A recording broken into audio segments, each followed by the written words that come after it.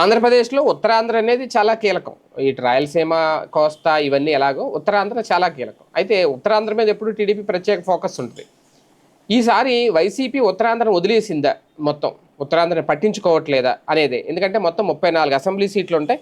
అందులో 2 అంటే 2 మాత్రమే ఈసారి వైసీపీకి దక్కినాయి.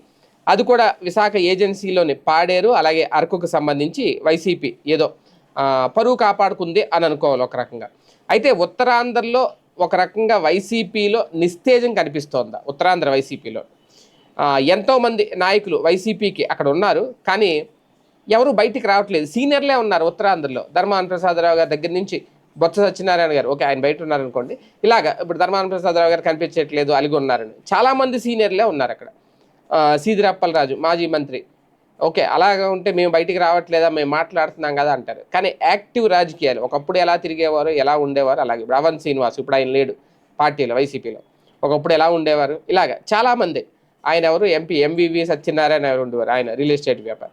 వీళ్ళందరూ ఏమైపోయారు అనేదే ఇక్కడ కీలకమైన చర్చ. ఎందుకంటే అప్పట్లో ఉప ముఖ్యమంత్రులుగా పనిచేసిన వాళ్ళు ఉన్నారు, మంత్రులుగా చేసిన వాళ్ళు ఉన్నారు, ఇతర కీలక పదవులు అనుభవించిన వాళ్ళు ఉన్నారు. ఈ గడిచిన 15 నెలలుగా ఎవరు పెద్దగా నోరు విప్పట్లేదు. వైసీపీ విషయంలో ఎవరు మాట్లాడట్లేదు. కారణం ఏంటంటే వైసీపీలో అత్యున్నత విధాన నిర్ణయ మండలిగా ఉన్న పిఏసీలో ఉత్తరాంధ్ర జిల్లాల నుంచి ఎక్కువ మందికి చోటు కల్పించారు. అయినా సరే ఎక్కువ మంది నేతలు ఎందుకో ఏమీ పట్టనట్లుగా వ్యవహరిస్తున్నారు అనేది విశ్లేషకుల అభిప్రాయం. దీంతో ఉత్తరాంధ్రలో వైసీపీ రాజకీయ వైభవం ఒక రకంగా గతవేనా అన్నట్టుగా చర్చ నడుస్తోంది. ఇదే నేపథ్యంలో జగన్ కూడా పెద్దగా జిల్లాల పర్యటనలు అయితే చేయట్లేదు. అప్పుడప్పుడు ఈ పరామర్శ యాత్రలు మాత్రమే చేస్తున్నారు. అయితే అవి కూడా రాయలసీమ, కోస్తా జిల్లాలకే పరిమితం అవుతున్నాయి.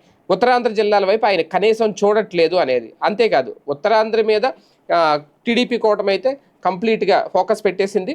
అధికారంలోకి వచ్చినప్పటి నుంచి కూడా ఇప్పటికీ అనేక సార్లు కూటమి పెద్దలు ఉత్తరాంధ్రలో పర్యటిస్తూనే ఉన్నారు. పవన్ కళ్యాణ్ అక్కడే పర్యటిస్తున్నారు, చంద్రబాబు నాయుడు గారి పర్యటనలు సాగుతున్నాయి, నారా లోకేష్ గారి పర్యటనలు సాగుతున్నాయి. అక్కడికే భారీ ఇండస్ట్రీస్, సాఫ్ట్వేర్ కంపెనీస్ కూడా అక్కడికే వస్తున్నాయి, అక్కడికి వెళ్ళే మీటింగులు పెడుతున్నారు. ఈ నేపథ్యంలో కనీసం వైసీపీ అటువైపు కూడా చూడకపోవడం, కనీసం అటు వెళ్ళకపోవడం, అటు ఎటువంటి యాత్ర జరపకపోవడం. వాస్తవానికి ఉత్తరాంధ్రలో మొత్తం 34 అసెంబ్లీ నియోజకవర్గాలు ఉన్నాయి. 175 అసెంబ్లీ సీట్లలో ఒక రకంగా 5వ వంతు అని చెప్పాలి. అంటే 20% సీట్లు అన్నమాట. అలాగే సీఎం సీట్ ఖచ్చితంగా పట్టుకోవాలంటే మ్యాజిక్ ఫిగర్ 88. అయితే అందులో 33% సీట్లు ఉత్తరాంధ్రలో ఉన్నాయి. ఏ పార్టీకైనా ఉత్తరాంధ్రలో మెజారిటీ సీట్లు దక్కితే అధికారం గ్యారంటీ అనేది. 2024లో టీడీపీ మెజారిటీ సీట్లు దక్కించుకుని అధికారంలోకి వస్తే 2019లో వైసీపీ అత్యధిక సీట్లు సాధించి పవర్లోకి వచ్చింది. 2024 కూటమి 100కి 98 సీట్లు గెలిచి బంపర్ విక్టరీ సాధించింది. అలాంటి ఉత్తరాంధ్ర విషయంలో వైసీపీ అధినాయకత్వం ఆలోచనలు ఏంటి అనేది ఒక అతిపెద్ద చర్చ.